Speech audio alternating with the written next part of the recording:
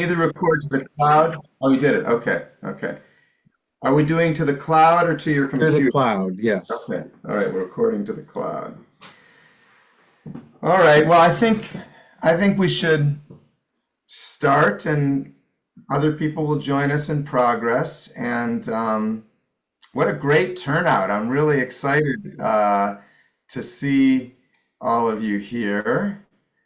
Um, And I'm really, really delighted to be here this evening with Rabbi Michael Strassfeld. I want to just tell a very quick story that when I was accepted to start rabbinical school at RRC, and I was spending the year in Israel, and they sent, I think they must have like mailed this because we didn't, I don't, maybe we did. No, we didn't have email. I don't know if we had email then. It was 1995. I don't remember. But I got a list of the people that I was starting rabbinical school with. And I Yeah. looked at this list and I see this name, Michael No, Strassfeld. I know. And I think, nah, can't be. Can't be the same person who, edited the Jewish catalog that I got as a present from my bar mitzvah, that I'm going to be in the same class as this, erudite and very accomplished and learned member of the Jewish community. And when I got to RRC, sure enough, I actually started rabbinical school with Rabbi Michael Strassfeld. Now, Rabbi Michael went through much more quickly than I did because he had a lot of the prerequisites. He had a lot of this, bases covered Judaically already. But it was a privilege, great privilege, to sit in some classes with Rabbi Michael when I was a first and second year student at RRC, and I am really just excited for all of us to be able to have the opportunity to learn with him this evening. So I'm going to share with that little personal framing. I want to share a little bit of from Rabbi Michael's bio, and then hand it over to him. Rabbi Michael Strassfeld was one of the editors of the Jewish catalog, that was the first volume of which was published in 1973.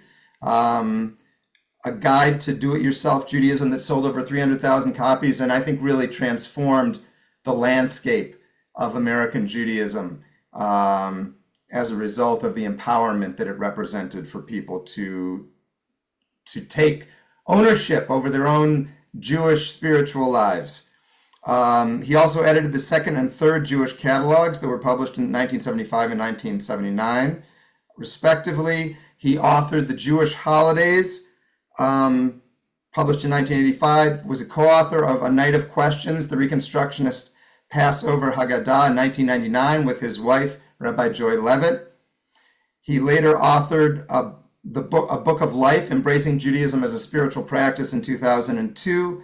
He also edits a free weekly newsletter about Judaism, which you can subscribe to. I think we already have many people in our community who subscribe, but you can go to his website at michaelstrassfeld.com and subscribe if you'd like to do that. He graduated from the Reconstructionist Rabbinical College at the age of 41, served as the rabbi of Congregation Anshe Chesed in Manhattan, and then also in Manhattan for the Society for the Advancement of Judaism, which was the synagogue that Mordechai Kaplan founded in the 1920s, until his retirement in 2015. He was also a faculty member of the Institute for Jewish Spirituality for 15 years. I also had the privilege and pleasure of being part of a cohort that Rabbi Michael was a faculty member for. So we are just, we're going to get to learn some, unfortunately, we only have Rabbi Michael for 3 sessions, but it's better than one. So we're going to have a chance to learn a nice chunk of what he has to teach from his new book. And thank you very much, Rabbi Michael, for joining us, and I'm gonna turn it over to you. And just let me know. I want to say one other thing, just in terms of housekeeping. I can. Oh, someone did this already. Great. There's a link in the chat for the texts. I sent out the text to a number of people, but not everybody who is here was on that email. So if you didn't get my email, you can click on the link in the chat, and I'll update it as more people come in, and you can get the text that we're going to be using this evening. Okay, thanks very much, Rabbi Michael Strassfeld. Excuse me, I'm getting over a cold. Thanks for the introduction, and thanks even more for the invitation to join with your community and have the conversation about the book and text, and to really learn and discuss together over these three sessions. So I wanted to begin with a little introduction before we get to the text. First, a little bit about my own story. I grew up in an old Jewish neighborhood of Boston. It was called Mattapan, Dorchester. It was a very Jewish neighborhood. My father was an Orthodox rabbi, and I went to an Orthodox day school, Maimonides, so I got an extensive Jewish education. And one of the things I'd like to mention is that we were a modern Orthodox Jewish family, but at that time, things have shifted since then. Not completely, but there were plenty of modern Orthodox Jews who were liberal politically. My father actually marched with Dr. King in Selma, and that was also part of my upbringing in my Jewish life. And I began to leave Orthodoxy when I was in college, as other people did as well. I think a lot because I just didn't fully, excuse me, I didn't fully accept some of the beliefs that were foundational to Orthodox Judaism, and I also felt that there were some aspects of the tradition that needed to change, particularly around the role of women. So I left the modern Orthodox world and found a home after college at Chavarat Shalom, one of the intentional communities that were part of what we call the Jewish counterculture, and it was an important source for my Jewish identity for the next decades, and it was eclectic in the sense that we took an emphasis on social justice from Reform Judaism, studying a serious study of Jewish text from of Jewish texts from conservative Judaism, and some of the teachings, and particularly the music of Hasidism, in our own mixture. And out of the Chavarat Shalom came the Jewish catalog. And as the Rabbi said, it turned out to be an influential book that gave expression to what the Jewish culture was about, but I think also gave expression and perhaps encouraged, but also reflected changes that were going on in American Jewish life, where I think this notion of taking Judaism into your own hands rather than just relegating it to the clergy or to other people was a significant change in American Jewish life. And in some ways, it was a book that the catalog was very successful. None of the three editors thought of ourselves as writers or thought it was going to be so successful. But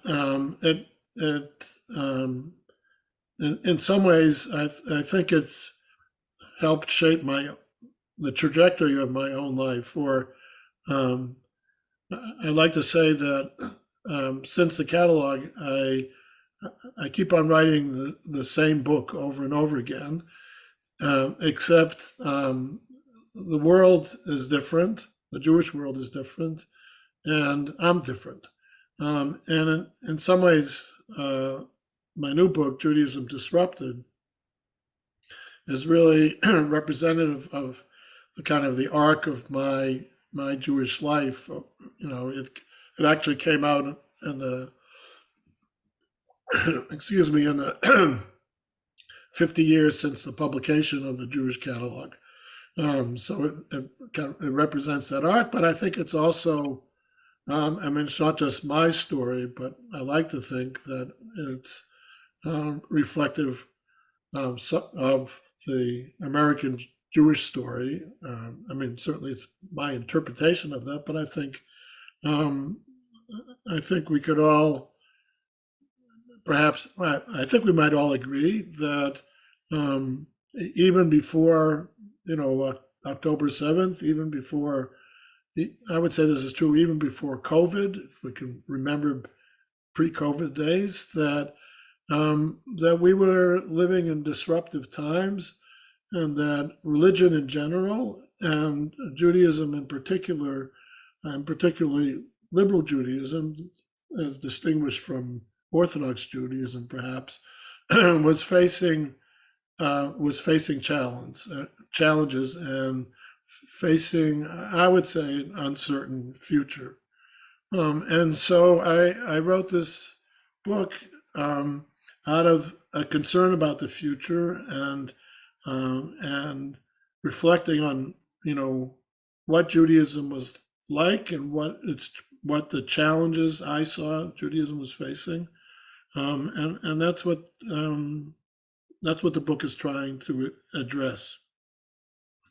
And so just some key points. One of the things I felt strongly is that too many people, particularly people on the margins of Jewish life, but even people like yourselves who participate in a synagogue and a community in a variety of ways, think that Judaism is about doing Jewish things, or what I call the Jewishly Jewish things, the things that only Jews do, like fast on Yom Kippur or keeping kosher.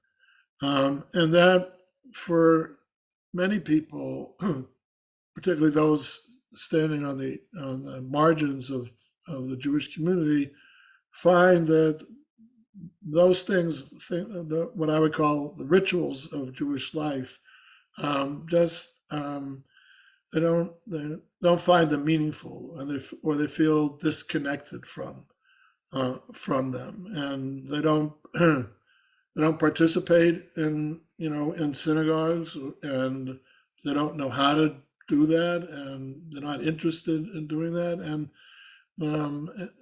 in conversations I've had with people since the book came out, people say, "Oh, well, good Jews go to synagogue, and actually I'm a bad Jew." And when you get into the conversation, it means that what they think a good Jew means doing all those things, the ritual things in synagogue life, and you're a bad Jew if you don't do those things. And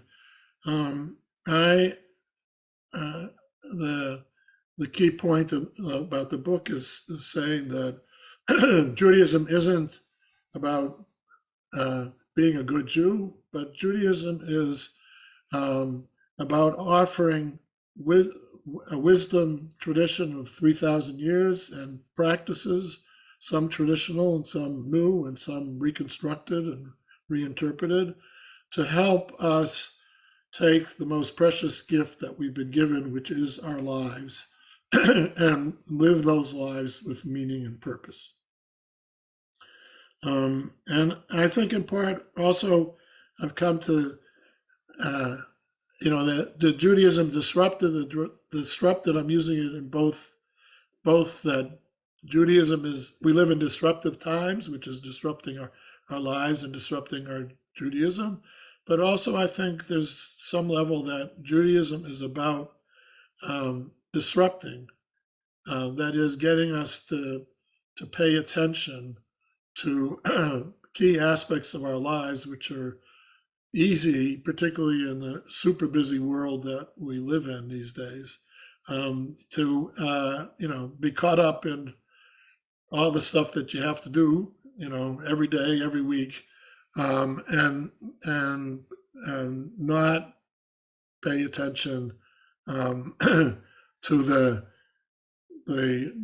deep goals that you want to achieve, or trying to improve your inner qualities, your spiritual qualities, and to be more like the person that you really hope to be, want to be.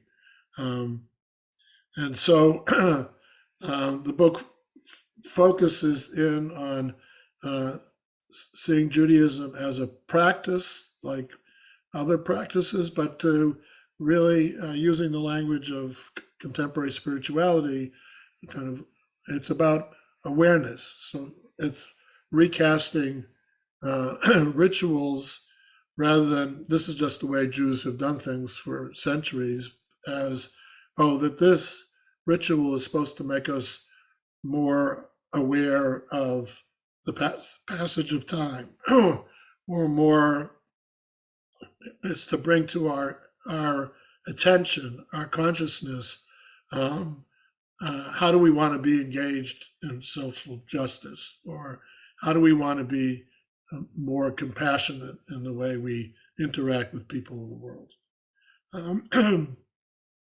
So the book was, I think it was the most challenging book of all the books I've written.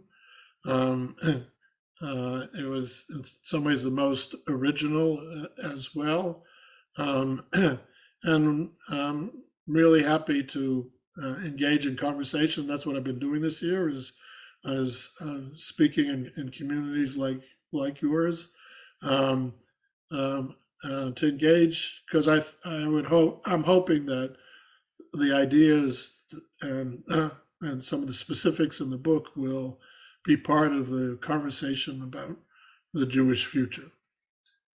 So there's obviously much more to say, but we'll get to some of these things in the course of the 3 sessions, and and hopefully you'll get a chance to look at the book, and and also bring questions you have from your reading, even if it's not the specific subject of the sessions. Obviously, in 3 sessions we're not covering the whole book, but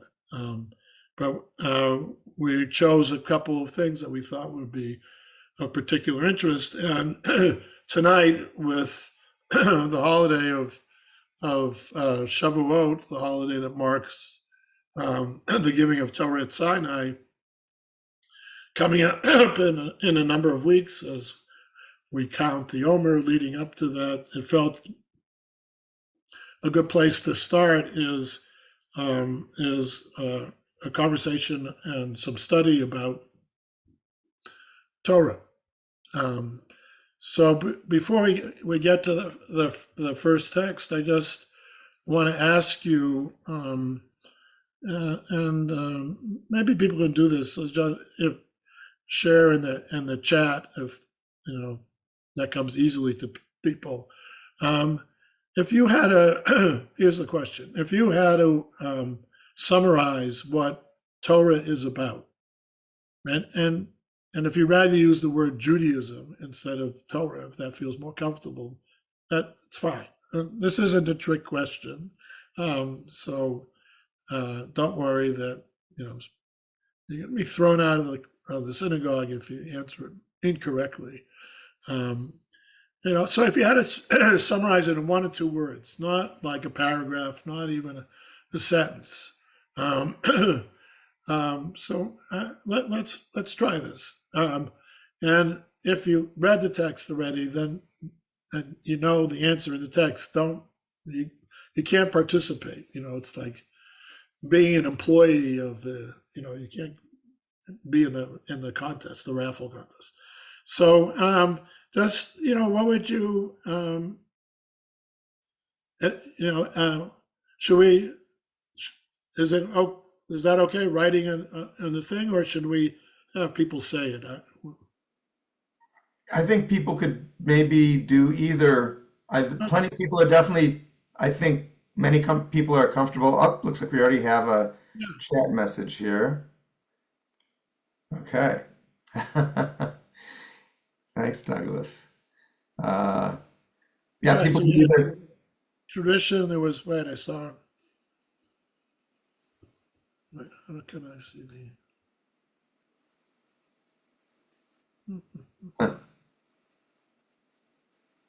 Oh, here.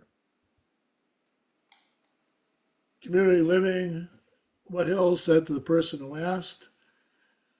A people, human condition.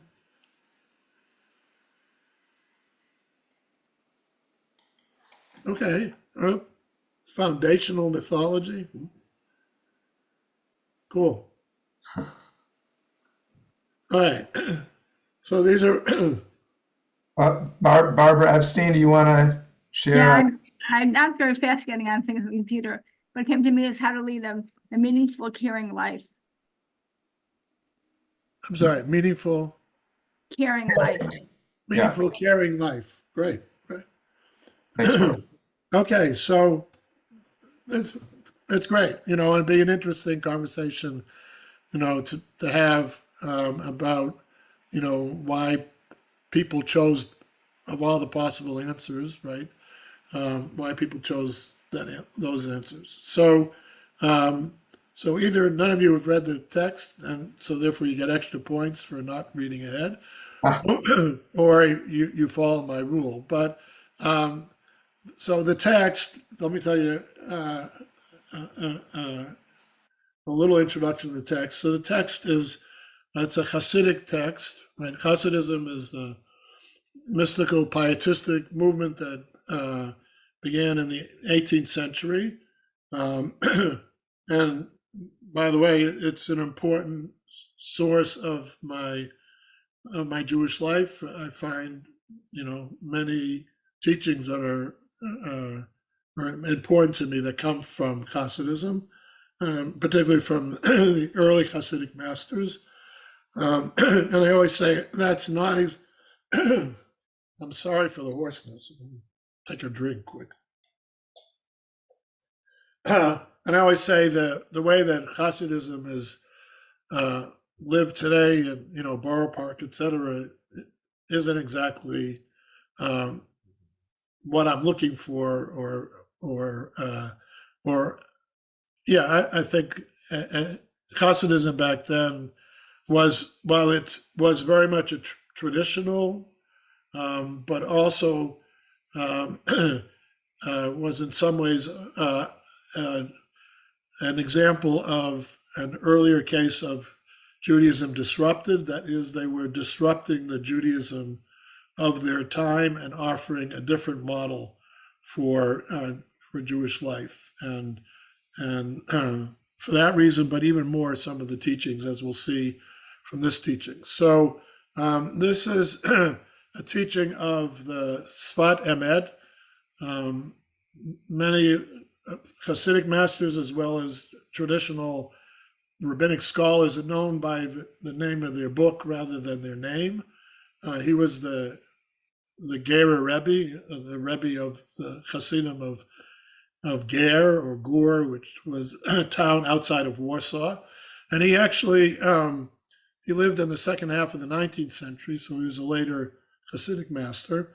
So the Sfat Emet. So everybody has the text or has access to the text? Yes? I think people should either through my email earlier or or clicking the link in the chat that Lila put up. Thank you, Lila. I hope I didn't confuse things. I think I put a link in too, and you probably figured out how to do it better than what I put in. So, Yeah, So, and I also sent out it again to everybody who didn't get covered under your okay. text. So Thank everybody you. right. should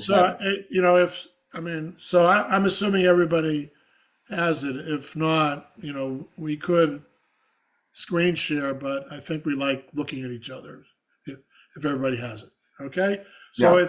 it's the page one. It says Sfat Emet on top. All the text I provided the the Hebrew original as well as the English, and I'm gonna read it, or some I'll summarize, some I'll read, but I'll do it in English. But for whoever the Hebrew is useful, feel invited to follow there, or to check the Hebrew, or to ask about, wait, does the Hebrew really say that? If you want. So he asks this question. Basically, he's answering the same question. In other words, if you had to summarize in one word or one concept what Torah is about, he says it's about freedom. And every time I've asked this since this last year, no one has given that answer, right? And I think it's not an obvious answer, and it's an example of why I find the Hasidic teachings interesting, because despite being traditional, they often think in untraditional ways. You know what? I wonder if actually someone else would read, just so you don't have my scratchy voice. Sure, I'll read it. Is this Okay. the first paragraph there? Yeah. Okay. The purpose of all the commandments, both positive and negative, that were given to Israel is so that every person of Israel be free. That is why the liberation from Egypt comes first, before the giving of the Torah. Torah then teaches the soul how to maintain its freedom by not becoming attached to material things. These are 613 counsels. Every mitzvah in which the liberation from Egypt is mentioned is to tell us yet again that by means in which the liberation from Egypt, where am I? I lost track. Okay. Every mitzvah in which the liberation of Egypt is mentioned is to tell us yet again that by means of this mitzvah, one may cling to freedom. In the commandments regarding the gifts to the poor of leftover gleanings, the corners of the fields and forgotten sheaves, the Torah says, remember that you were a slave, Deuteronomy 24:22. In this way, your food will have no waste, and you will not become overly attached to wealth. That is why the Torah commanded such things as tithes and gifts to the poor. These guard one from overattachment to wealth. All right. Let's stop there. So, so he says, right? It's all about freedom, and and he kind of sets out this time period we're in, right? That, in other words, you had to have the Exodus before Sinai, implying that people who aren't free can't get the Torah at Sinai, right? You need to be free, in order to get the Torah, because the Torah is all about how to be free, and I'm sure you picked this up. And then he says, well, what the Torah is 613 counsels, right? So we know the 613 are the traditional number of commandments. So he's kind of re-understanding them, is that it's not about commandments. It is like advice, or I might say, suggestions of a practice, how to enable you to remain free, right? Because he understands that it's a challenge. And And then he goes on to mention, well, every, whatever mitzvah mentions specifically that you do this because you were slaves in Egypt. He says that's in particular to remind you, right, that freedom is important. And so this leaving the corners of the field and these other things which were the biblical way of support for people who are poor. But it also becomes an expression that, okay, you own this field, but actually you don't own the corners, and you don't own the sheaves that in the process of collecting get dropped by accident, right? In that sense, there's a limitation on your sense of ownership. And I don't think, I mean, you could read this, that when he talks about don't becoming attached to material things, that it's an expression of asceticism, right? Material things are bad and spiritual things are good. So don't become too attached to material things. You should be like spiritual. But I don't think, it's not completely clear, but I don't think he's saying that.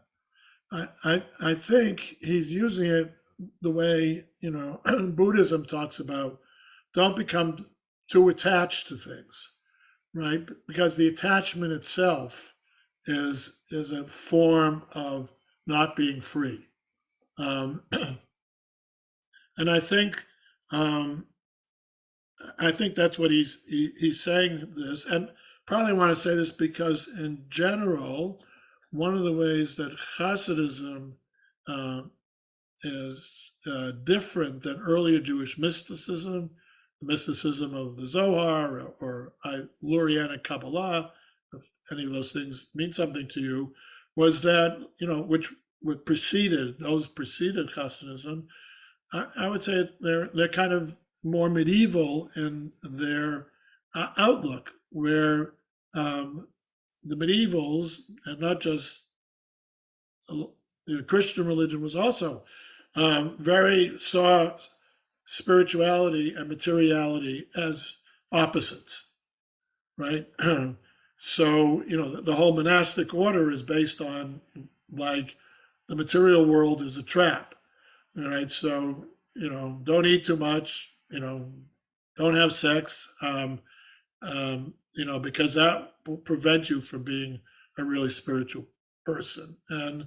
And Jewish mysticism didn't have monasticism, but it did have that sense of the material as the entrapment and the enemy of the spiritual. And Hasidism breaks with that. And it's not just his teaching here, right? Rabbi, Yeah. let me just interrupt. There's a couple hands raised. I don't know if you wanted to take things now or did you want to wait? Let's do it now. Okay. Alan, you got first dibs here. Okay, I was just wondering if you, can you hear me? Yes. Okay, I was just wondering if you attach any significance to him saying that, that in the second, was it maybe the third sentence, the Torah then teaches the soul how to maintain its freedom. Should we read anything, unusual into that, or is he just talking about the person, or why the use of the term soul? That Yeah, it's the Hebrew is nephesh, which can be soul. I think it's an interesting question. I never thought of it before. I think it's I might say it's the interior life, the soul or the spiritual life that for him is is the essential thing. Right. So it's for him the spiritual life is the whole. It's the whole thing. It's the place where you want to be free. You want to fix the world, et cetera, et cetera. So I think that's his language for where this is all going to importantly happen. right? And again, Hasidism was very much about the interior life. And I think part of the reason it's interesting to us is that as moderns is in some ways it's very psychologically attuned, just like Freud is interested in the interior world in a very different way. They were interested in that as well. So I think that's what he's trying to say, is that So it's it's freedom. not how much you accomplish in life, Mhm. like, did you win prizes, etc., or that's a sort of silly, but it's right. And for him, the soul is connected. It's a spark of God that's within you, right? So this is the real thing. And Right. is that how we're to read the word freedom in this setting in terms of the freedom of the soul? No, but I think I would read it. He's talking about. I don't think he's that sense. I think it would be overreading this as this is about the soul and not the body. Like, I think it's one thing, right? They're looking for the soul and body to be together. In that sense, it's different than the medievals who saw the body as, in some ways, the enemy, right? But they see it as integrated, and in that sense, it's a much more sense of the oneness of things rather than the dichotomy of good and bad. And I mean, it's interesting. I think that's a broad outlook that underlies many of their teachings. Okay, Thank you. That's a good question. Okay. And Steve, you had a comment? Yeah, this builds a little bit on Alan's question. It's a very powerful opening when he says that all of the commandments were given so that each person can be free. And it's intriguing to me that the first expression of freedom that he describes is a freedom from attachment to material things. Now, that's certainly that is a legitimate dimension of freedom. It seems like there are could be other dimensions of freedom that he might have started out with rather than that one, especially since he invokes the Exodus. And in terms of the body-soul integration, I could have imagined that he would start off with, the first principle has to do with, living beyond, the domination of a tyrant. I'm just throwing that. Anyway, it was just interesting that seems to be like the foundation of his sense of freedom, is this relationship to the material world. Anyway, I'm not doing a good job of asking this question, but it was just an interesting way to start from my perspective. That's all. Yeah, no, and it's hard to know, like, he isn't here to ask the question, in other words, why. And actually, every time you read this text, you see different things, and probably because of the questions. So if you look for a second, I see some other hands, but if you look for a second in the next paragraph, right, and the first sentence, a Jew has to be free in soul, in body, in all he or she has, right? So here, I forgot that, or I would have said this earlier to Alan, right? He's saying it's the whole thing, right? You have to be free in every way, and maybe that's a partial answer, right? And here he talks about, clothes, and, that's also supposed to, and he doesn't, it's not so explicit. And then he doesn't go through everything, right? He doesn't, he doesn't go through all the possible ways. And I think, I'm reading it, and I think he would read it that way as well, that it's also things like, jealousy and envy and dissatisfaction, things that keep you kind of not free. Like you're caught up, being, envious of everything that other people have, and you live in the land of dissatisfaction. And I have a section in the book about satisfaction, dissatisfaction. But and one of the people I quote says, envy is like whatever you have doesn't mean anything to you, and you want that other thing. And the truth is, when you get the other thing, then it doesn't mean anything to you, because now you have it, and now you want something else that you don't have, right? So it's this bottomless pit that you can imagine keeps you trapped in this cycle of dissatisfaction. And I think that's very much, at least the way I'm reading, that he's saying there's all these kinds of things, and what links them all is that this is basically up to you, right? Because there are things that make you unfree, that on some level, like I don't have enough money, I can't get buy a house, or I can't go to college, or those are real things. That's not just, but like the dissatisfaction is, I'm the only one who can make me satisfied, right? No matter what everybody gives, right? So that is also true, but his focus is on the interior and the things that you are actually in your hands to, you can make yourself free, or basically you can enslave yourself in some fashion. See Barb's hand. Yeah. Yeah. It's also interesting that this comes right as he's reminding that first you had to come out from Egypt, and then you're given the Torah. And of course, as slaves own absolutely nothing. And so you're reminded of the time period where you had absolutely nothing. Right.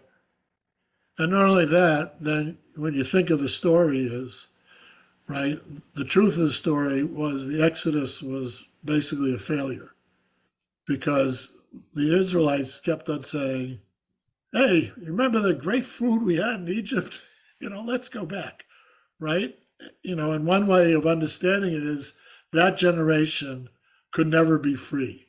And that's why they had to die in the desert, because only their children who didn't grow up as slaves, as it were, could possibly, really be free, right? I mean, you can interpret that story in a lot of ways, but in other words, it's, and in some ways it doesn't seem to have worked, because they're never happy, right? They're always unhappy, no matter what it,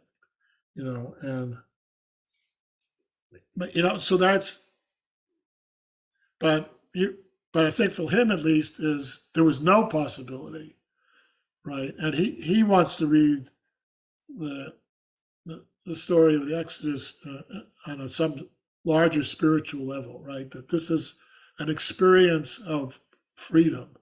And then what's interesting, he's not reading the Torah as a bunch of rules to keep, like, right, you can go wild, but no, don't mix milk and meat, right? So it's actually what's going to help keep you free.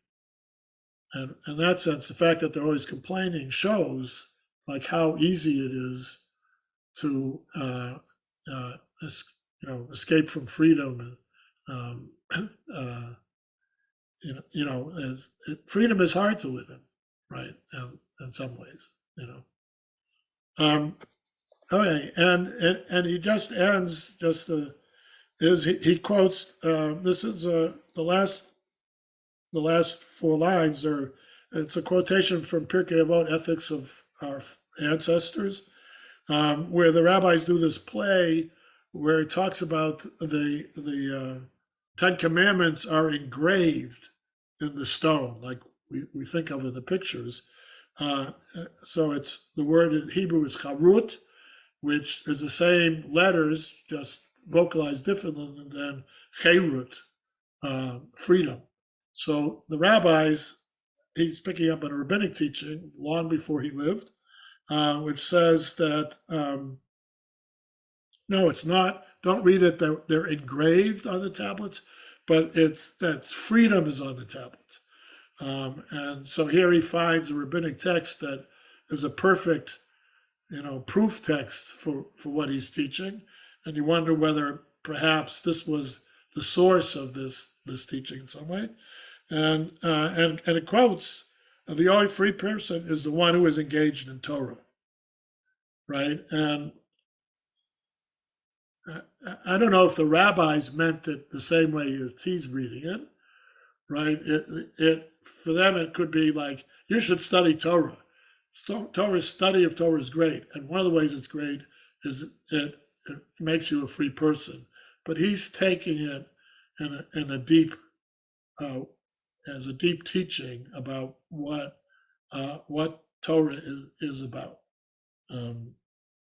So I find it, and it became, I discovered this teaching as I was working on the book, and it becomes an introductory teaching to the 11 core principles that are the organization of the book. This text precedes it.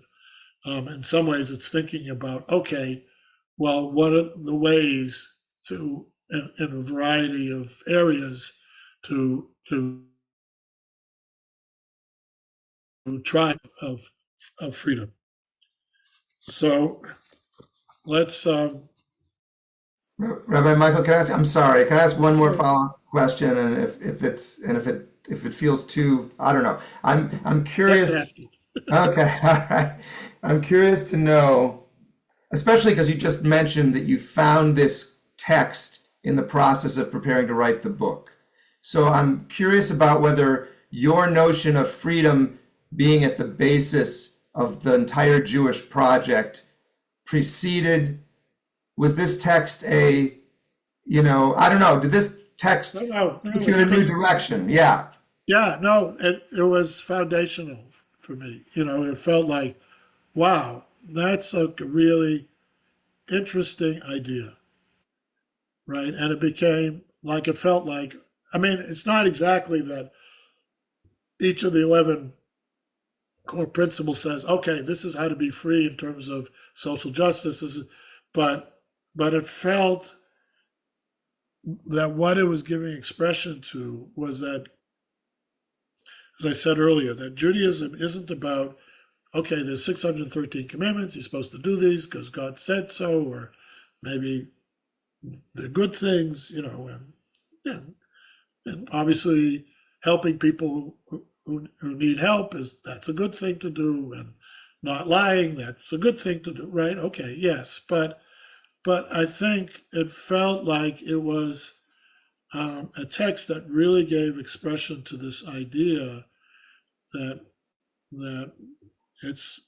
Judaism is about helping us to live our lives with meaning and purpose, and freedom is one way of express. In other words, if I'm not caught up in dissatisfaction, if I'm not caught up in fear of trying to do new things that I've never done before, if, et cetera, if I don't listen to the voice that tells me I always mess everything up, so give up, 100 different things, right? Then I'm not as compassionate, I'm not as patient, I get angry too, right? So I think most people that get angry don't actually like being angry, when they reflect on it, and don't like themselves that way, but they find it hard to stop themselves, right? Or there are moments that they feel that way. Probably sometimes that they're happy being angry, but so it became a model of talking about that's what it's about, right? It's not checking off lists. Oh, I did. Oh, I lit Hanukkah candles. Check. I did this. Check. Um, I say someplace it's not. Oh, in the God chapter, I say it's not like God's the great scoutmaster in the sky, and if you do enough things, you get your merit badge, your Jewish merit badge, right? It's seeing that what it's about is to fundamentally affect how we live our lives. And I felt this teaching, gave expression to it, and it was, and I felt surprised, right? Really? You think it's freedom? And yeah, and the way he says it, it's not, and I felt that the not being attached to material things, I read it, in the kind of this Buddhist, it felt very modern in its spiritual view of the world. So yeah, it really became, it wasn't, there were plenty of texts. I said, oh, that's a nice text. I mean, some of them are in the next pages, or some of them I knew, some of them, I came across, and, and I said, oh, this is an interesting text. Oh, and this gives expression to, so I think for me, it's always that. It's like, either this text gives expression to something I'm thinking about, or it pushes my thinking about it in a direction that I haven't fully gotten. Like, oh, well, that's a really good teaching about satisfaction, and that helps, when you're struggling with that issue. So that it works. I'm both drawing on what I know and also like, I'm, continuing to study and look, and and the social justice chapter, that was one of the principles. I didn't want to. I had included social justice in the Book of Life. I didn't want to use all the same text, even though they're good texts. So I was looking for some things that I didn't think were the standard. Tzedek tzedek terdov, you should pursue justice. Yes, that's a very good text, but like many people know that text. So some of it was that, and some of it was say, oh, this really fits in a deeper way. So like actually, we could look at the next text, which is a rabbinic text, which I've known for a long time, but it sort of became like, oh, this is a rabbinic text that kind of supports what, there's plenty of other rabbinic texts that say, you should do the commandments because God commanded them, right? But and and don't ask why. There's a big debate among traditional rabbinic authorities whether giving a reason for a commandment is a good thing or a bad thing. And some argue it's a bad thing. You should just do it because it's commanded. And some people say it's actually a good spiritual practice to do things not because you understand why you should do it, but just because it's commanded. It's sort of, I'm giving up authority, or like it all has to make sense for me to do it. And other people say, yeah, no.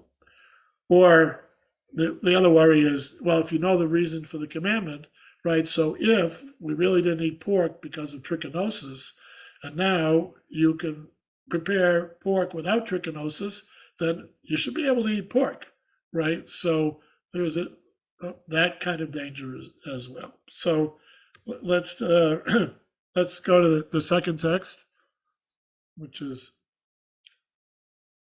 shorter. So this is a rabbinic text. It's from the Midrash, so it's contemporary with the Talmud generally, I guess, right?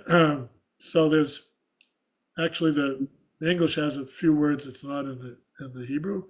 As for God, God's word word is purifying. Mitaher, makes you pure. Rav said precepts, which are mitzvot, were given only so that mortals might be purified by them.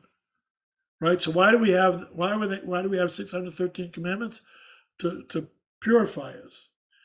Because he asks the question, many of us would ask, for what concern can it be to the Holy One whether in preparing meat a person slaughters an animal at the windpipe or at the gullet?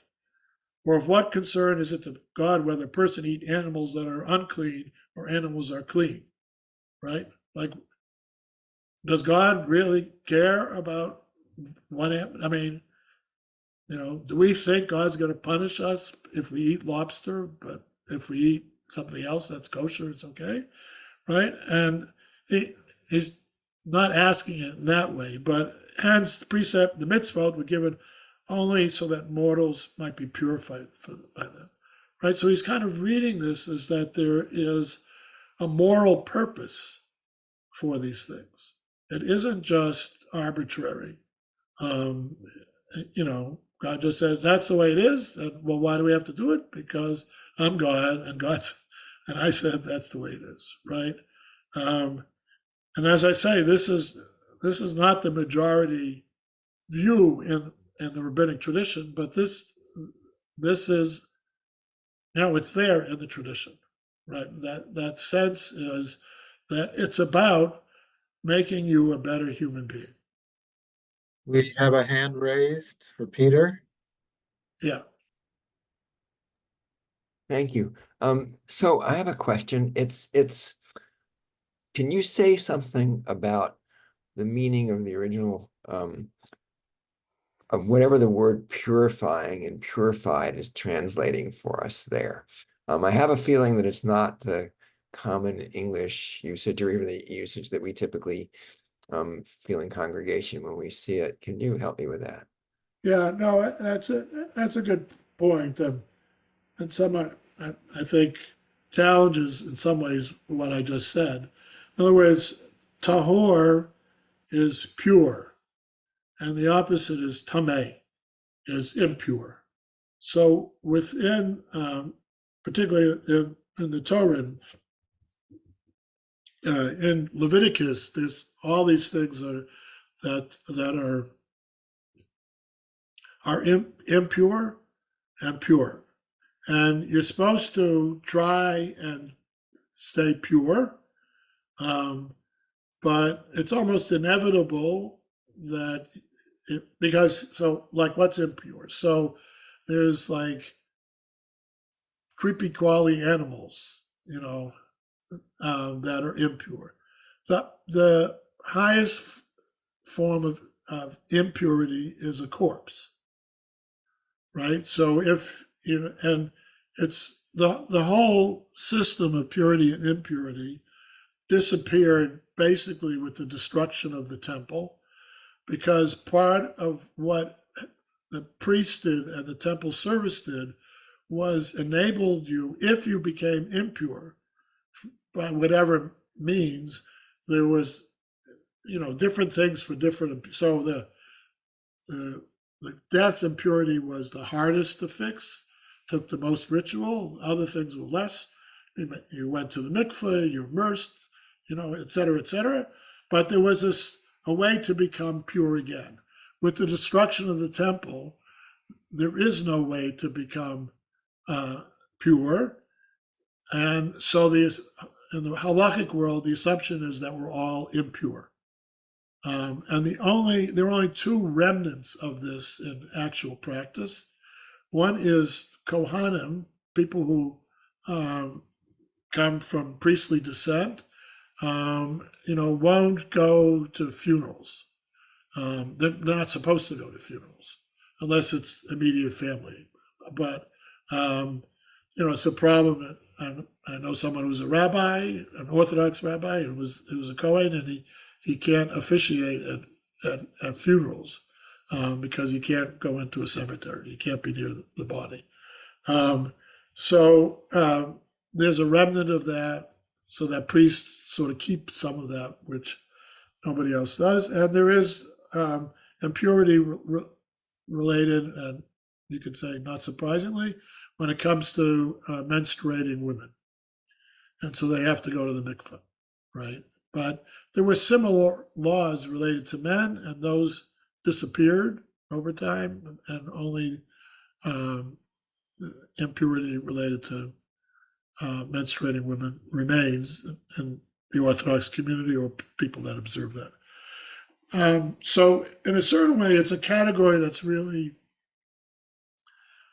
not only fallen out of use mostly, and certainly in the liberal world, but it doesn't seem particularly relevant. And it's also mysterious in a way, like, okay, why, just touching these things could make you impure, and this was this level of impurity, and that. So it's and we just read in the Torah portion about this leprosy, which leprosy in the Bible doesn't match any form of leprosy that we know in the world today, and included leprosy on walls, that we have no idea what was going on there. So in some ways, that's a little bit of a problem with this text, because it meant something in their time which seems pretty foreign to us. And we might say, we might translate pure as holy, right? I don't know what we would say is impure, right? But it would be more a kind of spiritual, rather than it's the problem is it's like a physical thing, except it isn't. You can't see it. It's invisible, right? So it's tricky, I think, for us to really understand it. But I think I think it's here. It's kind of being read as holy. That's how I would try and read it. I don't think it means if you don't do these things that you're impure, like you have to go to the mikveh, right? I think it is about. I think it's fair to read it as about character, not physical status. But you're right that you can challenge that reading. It just seems hard to hear it as a grounding for the precepts of the Torah. I can understand freedom, perhaps, as a grounding. It's hard to understand.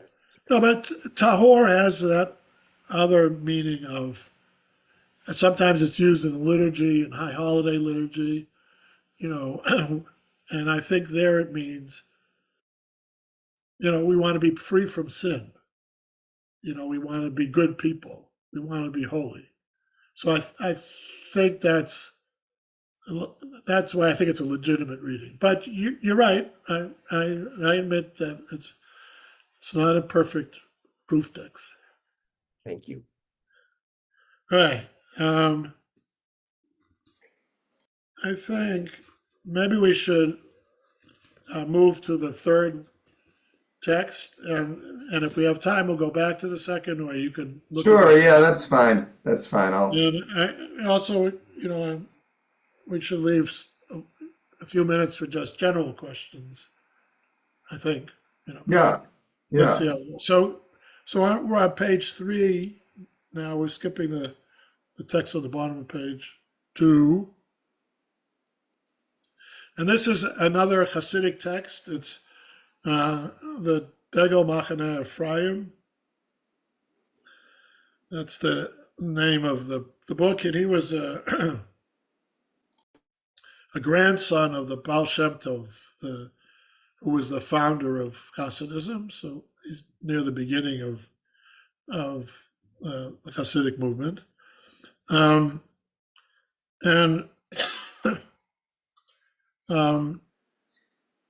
It's actually commentary on Breshit, on the beginning of Genesis, and it's I think it's an interesting example of how he's using traditional teachings and coming up with something that's very untraditional. And yeah, I'll say something later. So I was just going to ask Mike, do you want someone else to read so you don't have to use your voice to read, or are you okay? No, I think I'm going to do it because I think I may skip a little bit as I'm going along. Okay, okay. So, so skip the first line.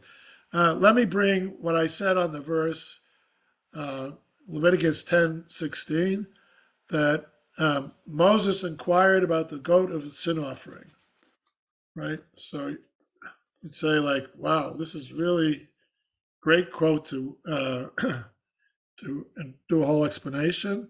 He's really interested that the verse says, "Et seir hakatat darosh darash," and about the goat of sin offering, darosh darash, which darash means expounded. Like the word drasha would be like a sermon, a teaching. And he's very interested because the Hebrew is basically repeated, which in the Torah text is a way often that the Hebrew is wants to emphasize something. So instead of putting it in bold letters or underlining, which they didn't have in the Torah, they repeat. That's a biblical form of the emphatic. And he says, the tradition states that Darosh Darash marks the halfway point in the count of the letters in the Torah. So if you have nothing to do anytime, you could count the letters in the Torah. There were people that did this and derived interesting teachings from this. And this is perhaps one. And there was this group of people called the Masoretes who were kind of finalizing the text of the Torah to make sure every Torah would be exactly the same. So they would pay attention to every letter, et cetera, et cetera. And they were people who counted the letters of the Torah, the letters in each Torah portion, the words, etc. So they say it's halfway point in the Torah. I don't know if that's actually true, but let's say it's true. So this is not, and they did this in part to get the text fixed, perfect, but it also became a way to, as I say, to make explanations. So they say, this is the midpoint has some significance, and the fact that it's this word repeated is a hint what the significance is. It could be said, the next paragraph, that it is well known that the written Torah, Torah Shebechtav, the Torah scroll, and the oral Torah, right, which is the Talmud, the rabbis, are one, and that there is no separation between them at all. It's impossible to have the one without the other, for what is stored in the written Torah is revealed by the oral Torah. The written Torah without the oral Torah is not a complete Torah, and is like half a Torah, until the sages came and expounded Darash on the Torah and revealed the hidden things. Right? So he's saying, a very important rabbinic teaching that underlies rabbinic Judaism, which is that there's the written Torah and the oral Torah. But don't think the rabbis of the Talmud made up the oral Torah. The oral Torah, according to them, goes back to Moses at Sinai. They both existed from the beginning. They're both the word of God. And only at some point in the rabbinic period, the oral Torah, which was oral, hence the name, was written down in the Talmud, et cetera, et cetera. So these are both equally valued. and they explain each other, right? And if you had the written Torah without the Torah, it would be like having half a Torah.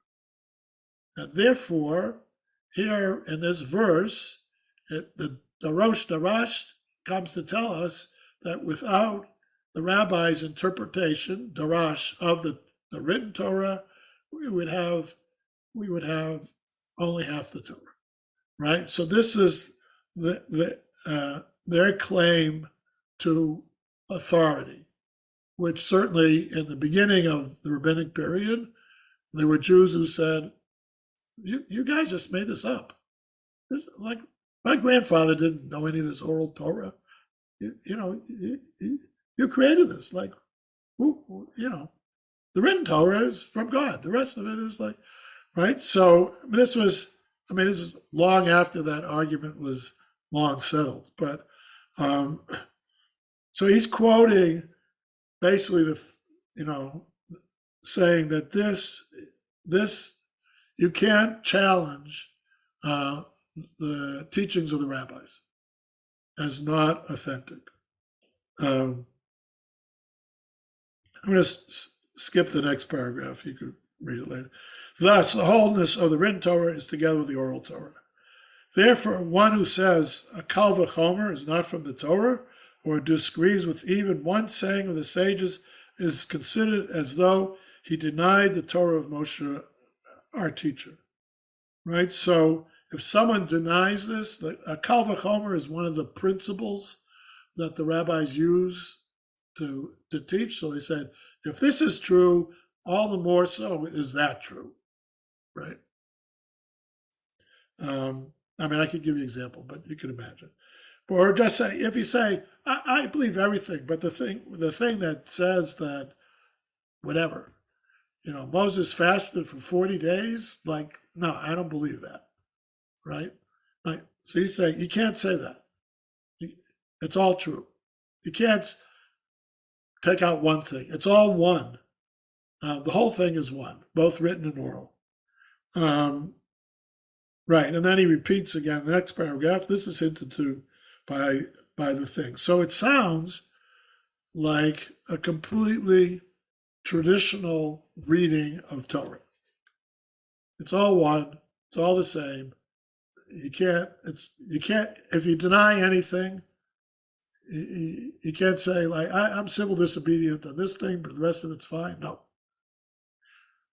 But then, the last paragraph, he says, thus, in every generation, its expounders complete the Torah, right? The teachers of that generation complete the Torah, because the Torah is expounded in each generation according to what is necessary in that generation, and what is the root of the soul of that generation.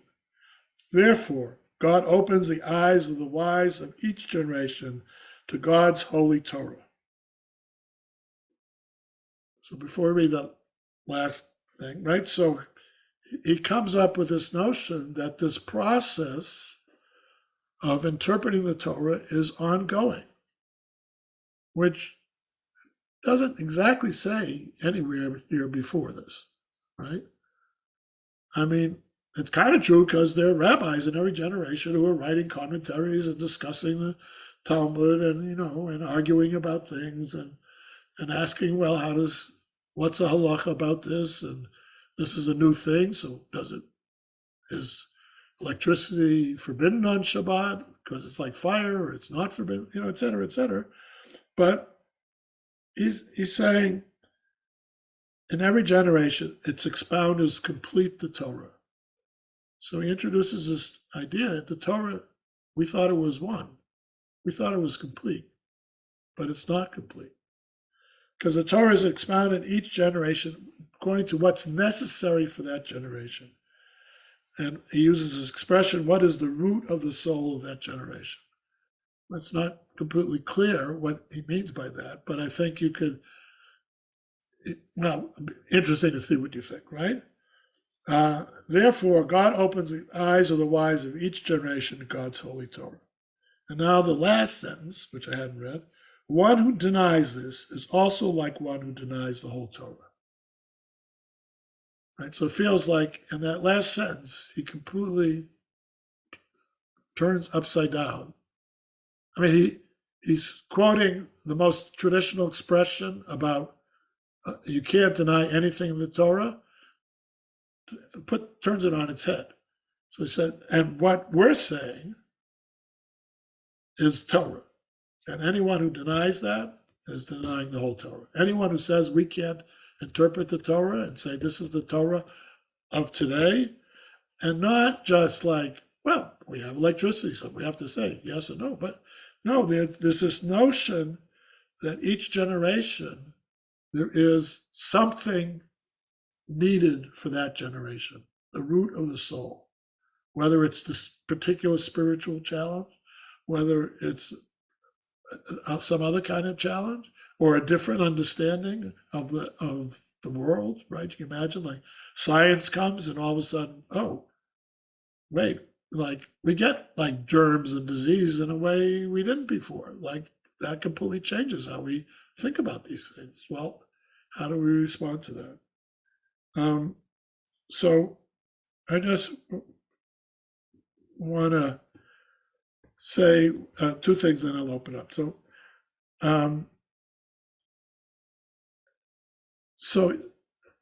I think I like this very much because it gives expression to a dynamic notion of Torah.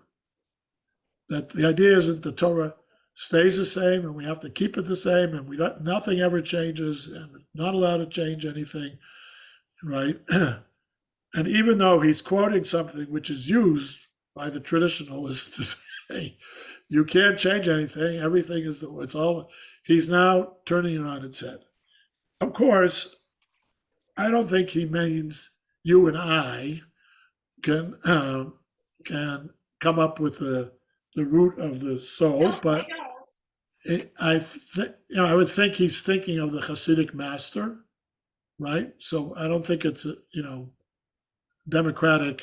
Everybody can participate in this, but still, I think it's partly an expression of the responsibility of the tzaddik, the Hasidic master, to his Hasidim, which was an essential part of the Hasidic world, and actually an innovation of the Hasidic world. There were no, rabbis had disciples, but they didn't have Hasidim. They didn't have people who followed them and listened to every word.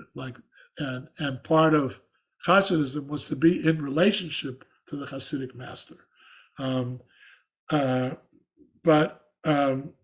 But it's saying part of their responsibility is to be attuned to the needs of their Hasidim. That's how I want to read this last paragraph. But I also want to say that it struck me that in a funny way, there are two places, but we're just talking about one tonight, that there is an interesting parallel between Hasidism and Mordechai Kaplan. In the sense that here there's this dynamic sense of Torah. And I think Kaplan, when he talks about Judaism as an evolving religious civilization, the word evolving means it's not just that Kaplan says the past has a vote but not a veto or something like that, but that my understanding of Reconstructionism means that it's both the opportunity but also the obligation of each generation of Reconstructionists to reconstruct Judaism for their time. What is the Reconstructionism of our time? And to me, the language here of the root of the soul is exactly the same thing, just using different language. And that in both, there's a sense of the importance of the dynamic quality of Torah. So to come back to what we're all reflecting on, and different ideas of Torah and Shavuot, that there's a kind of dynamic quality.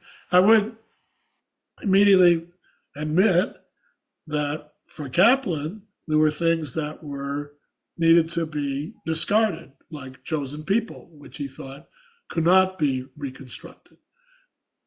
I don't think they're going to say anything can't be reconstructed. In other words, they're not going to say, yeah, forget about keeping kosher. That was like old Judaism. Like, they didn't do that. But they did, I think this is saying they need to respond to the moment, to the contemporary moment. And not just say anything new is bad, anything new is forbidden. Though at some point, lots of the Hasidic world came to do that, said, modernity is bad, everything's bad. But we're going to keep on doing it exactly as our great-great-grandfathers did. But in this teaching, at least, and in Kaplan, I think there's a kind of dynamic quality. So let me stop. I don't know if there are any questions or just comments or. I saw Barb, you had your hand up a little bit ago. Okay, so if every generation can take on and its arguing and interpretation of the Torah and of both the written and the oral Torahs, what then prevents it from becoming the salad bowl that you can choose? Yeah. No, that's part of the challenge, right? Like, what's going to hold it all together? Like, if everybody's doing it, as the expression, everybody making Shabbos for themselves, right? There's no community. There's no shared sense of we're in this together. I'll freely admit that is a big challenge.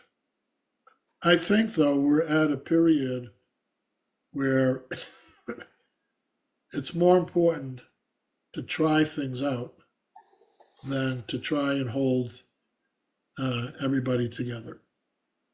That is, I think there's too much stuff that's not working, and I think we want to try, and I have a lot of faith ultimately that the Jewish people will vote with their feet, right? So, the Reform movement at one time thought moving Shabbat to Sunday was a good idea, and then it turned out it wasn't a good idea, right? So, I think the thing that's critical is for people to say and mean it, that I'm putting myself in the Jewish tradition. And my understanding of the Jewish tradition is X, right? And I understand yours is different, and that's a challenge if we're going to eat a meal together or celebrate Shabbat together, if our ideas are very different. So some of that is, which is a big challenge in our world, is for people with different opinions to actually work to be able to sit together, even if, you do it this way and I do it this way, and that's fine. Like, you're doing it that way doesn't affect how I can do it, right? So, right, if my Shabbat practice, consists of doing my hobbies, which include painting and whatever, and that's not at all traditional for you, okay, but that's what I do, you do that. And so when I come to your house, I'm not going to start painting, and when you come to my house and I'm painting, you shouldn't feel like you have to run out of the room, right? I mean, it means expanding our acceptance of other people. But I really think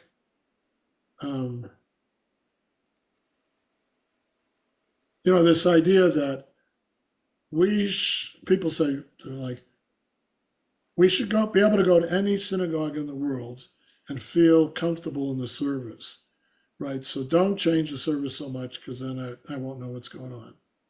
Well, I actually don't think that's such, I don't think, to me, having a service that works for my community is more important, right?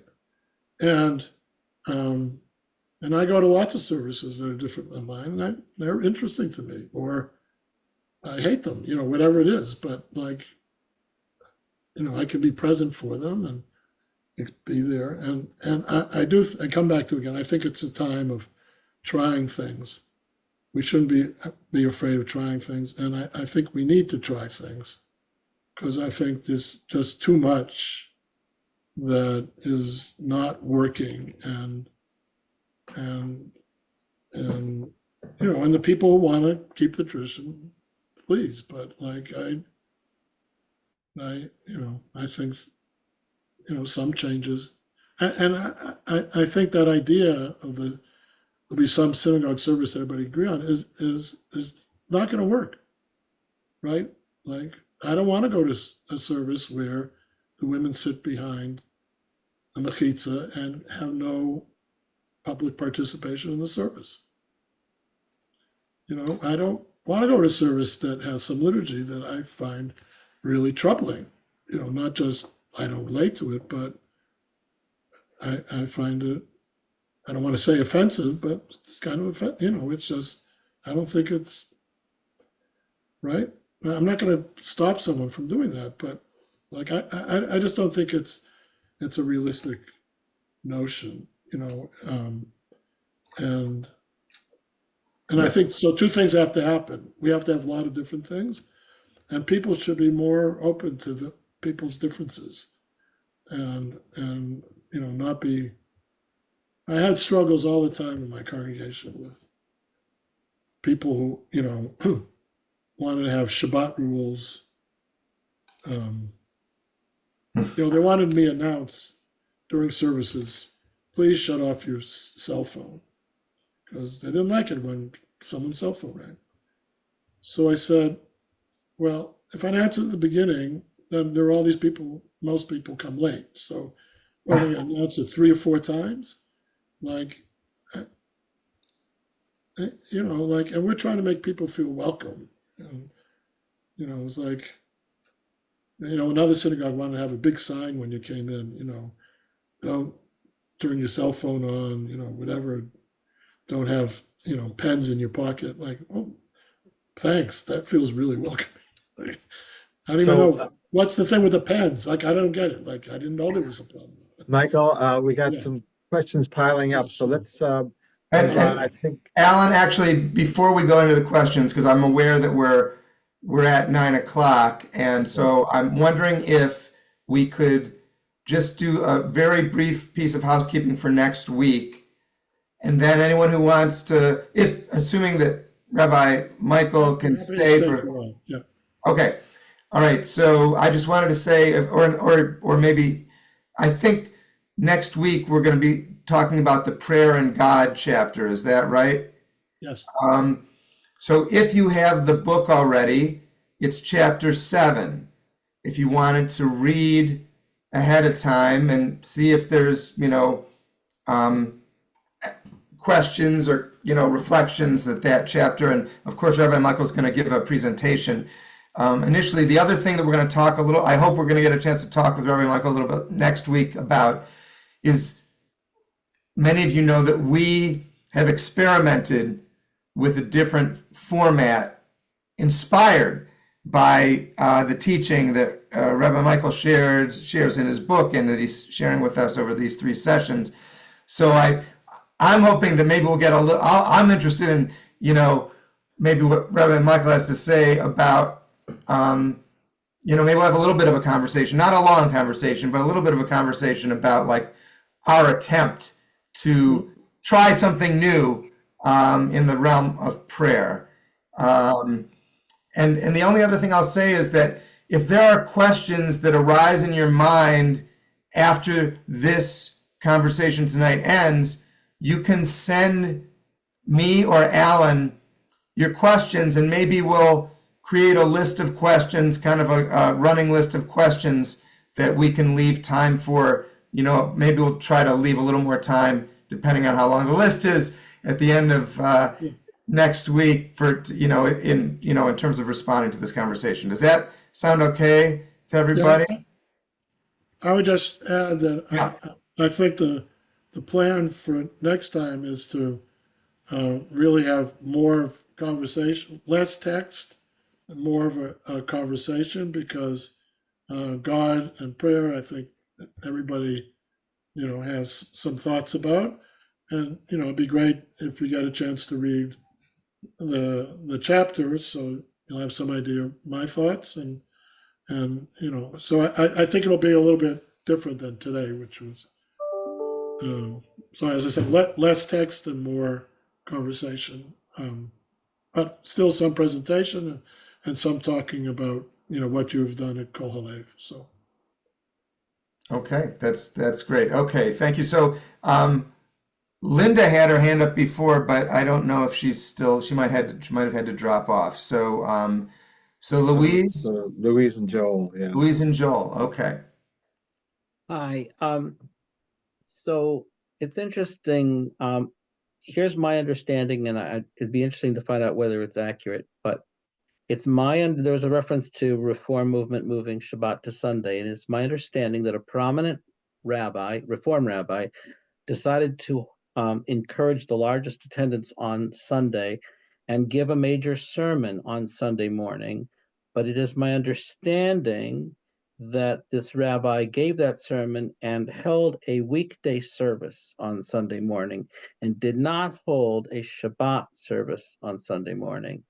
But once the word got out that the major service with the sermon was on Sunday, it was told by someone that this rabbi had moved Shabbat to Sunday, and that was repeated. So I don't know what's the truth, but that's what I was told, and might be interesting to research which narrative is accurately true. Then the other comment is, it's interesting, the text we just went over talked about how Judaism should look different in the next generation, and then different again in the following generation. That text, though, doesn't say what I believe to be true, which is that Judaism should look very different at different synagogues in the same generation, in the same city, radically different. Which is fine. I mean, that's what I think should happen, but I don't think this text says Judaism should look very different from one synagogue to the next. And surely it does not say Judaism should look completely different from one individual Jew to the next. So those are just I think you're right, and that, as I said, I think he is certainly saying that the leading teachers or the leading spiritual masters of the generation are the one that's doing this. So it's not democratic, in the sense we should, I would make it, each of us, should be encouraged to participate in this process.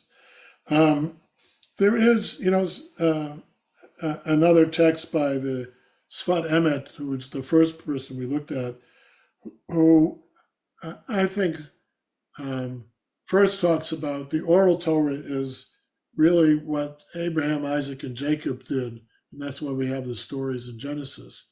But in another teaching, he really says, it feels to me, he's saying that that oral Torah is an ongoing process.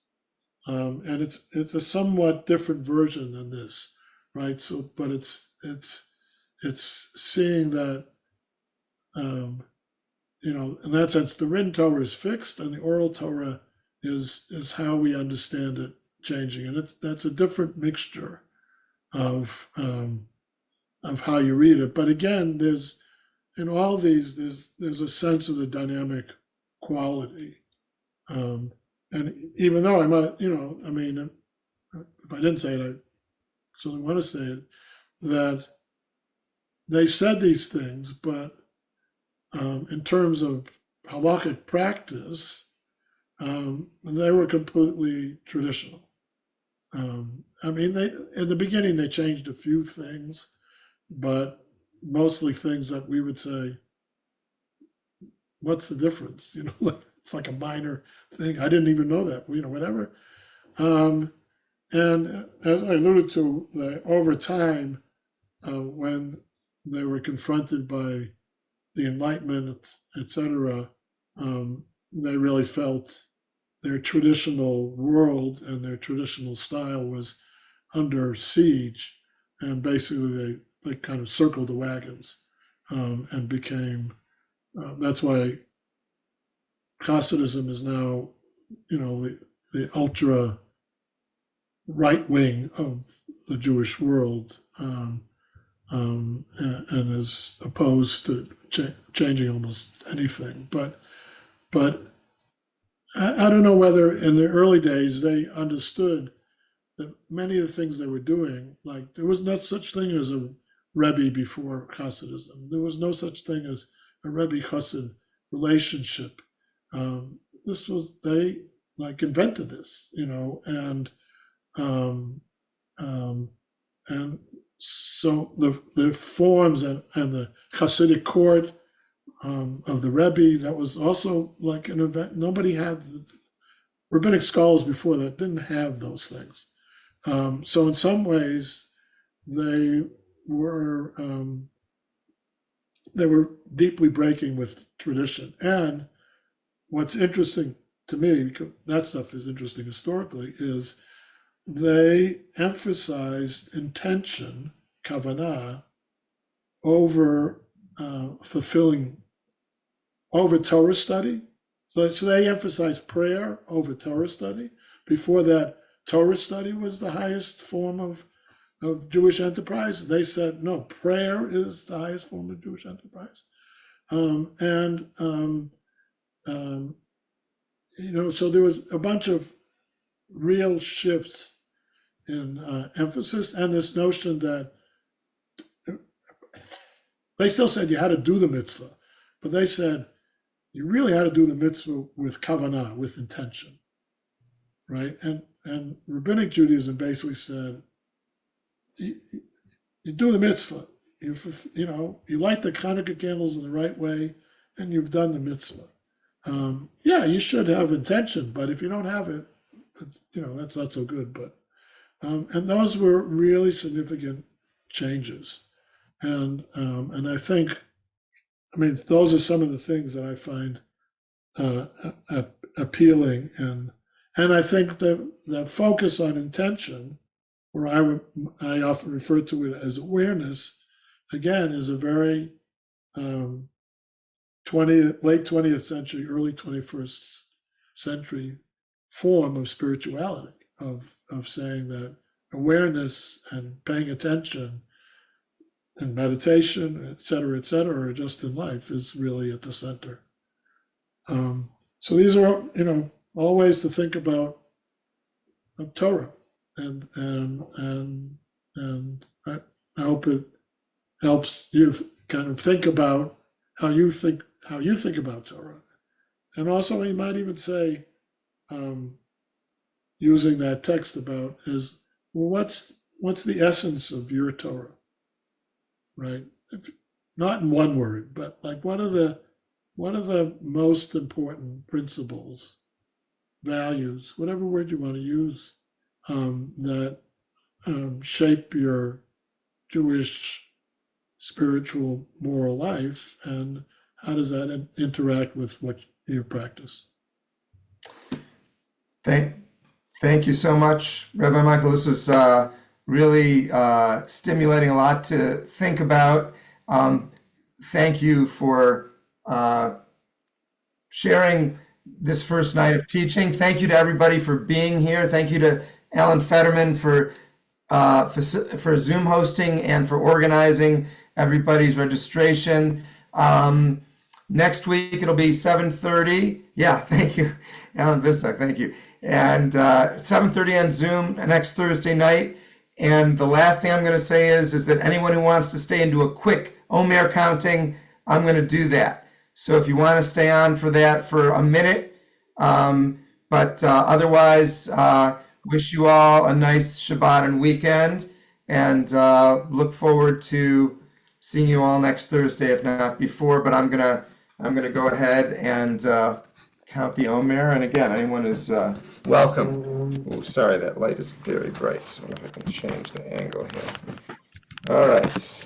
We're coming out of day 16 of the Omer. I apologize that I don't have a link easily accessible to the text, but maybe I can work on that. It's the 17th. Yeah, Okay? last night was 16. Right. I said we're coming out of the 16th day. Oh. Right. Yeah, because I want to observe the halachic. I don't even know if it's halachic. Actually, it's probably custom minhag not to say the actual date before you actually count. Right. And okay, so please join me if you want to. Baruch atah Adonai Eloheinu melech haolam asher kiddushanu b'mitzvotav v'tzivanu al sfirat haomer hayom shiv'a asar yom shehem shnei shavuot shlosha yamim laomer. Today is the 17th day, marking 2 weeks and 3 days of the Omer, which in Kabbalistic symbology is Tiferet, the Sphira of Tiferet, Sheb Gvura, in combination with, so balance or beauty combined with strength or boundaries. And there are lots of different great interpretations of that combination that I don't have in front of me right now. But thank you guys for, and maybe, unless, Robin, do you happen to have that in front of you? I think it's Tiferet, Shabbat Tiferet. Oh my gosh, you are right. I'm sorry. Tiferet, Shabbat, Tiferet. Thank you. Thank you, Robin. Yes, right. We are in week 3. Okay, do you have an interpretation? It's kind of a cool thing when it's the same 2 sfirot in combination with each other. It only happens 7 times. I have this by Rabbi HaLev I could read. If you Want to read a section of what she writes about it? That would be great. These things are always so kind of weird how they interpret them. They're just like all over the place. But so this is says balance within the heart. The natural inclination of the heart is to seek balance and truth, to be in harmony, to delight in beauty. And it is so easy to go astray, to lose our balance as confusion clouds our perceptions. It takes practice to return again and again to beauty and love. And she said, the practice for today, take special notice of color and light. Let yourself be surprised by patterns, images, and designs. When you feel off balance or notice that confusion arises, shift your attention by seeing and naming something beautiful, something that inspires love. Thank you very much, Robin, for sharing that, and that's great. That's a lot wrapped up in that reflection. So thanks everybody for staying for this, and have a good rest of the night, and again a nice Shabbat and weekend, and see you next week. Okay, bye. Okay.